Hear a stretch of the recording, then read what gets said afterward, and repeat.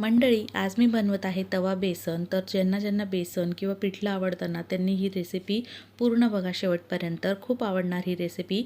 तर इथे मी एका बाउलमध्ये ना बेसन पीठ घेतलं 1 कप भरून. त्यामध्ये 2 ते 2.5 पट पाणी टाकायचं. थोडं सुरुवातीला पाणी टाकत हे बेसन पीठ छान भिजून घ्यायचं आहे. असं हे बॅटर तयार होतं बेसनचं. त्यानंतर गॅसवर लोखंडी किंवा नॉनस्टिकी तवा ठेवायचा. त्यामध्ये 2 ते 3 पळी तेल टाकायचं. तेल तापल्यावर 1 चमचा मोहरी, 1 चमचा जिरं टाकायचं. 15 ते 20 लसूण पाकळ्या बारीक कापलेल्या त्या टाकून हलक्या सोनेरी रंगावर परतायच्या. थोडंसं हिंग टाकायचं यामध्ये. आता पाव चमचा हळद टाकायची.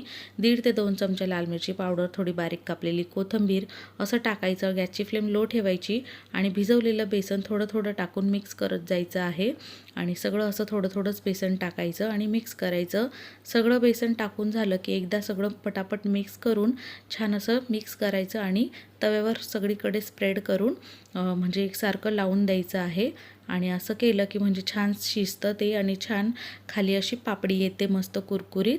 आता हे बेसन सगळं परतून घेणार आहे मी आणि यावर आता आपल्याला बारीक असं मस्त लाल मिरची पावडर टाकायची किंवा चिली फ्लेक्स टाकायची, बारीक कापलेली कोथिंबीर टाकायची आणि मस्त हे 10-12 मिनटं शिजून घ्यायचं आहे.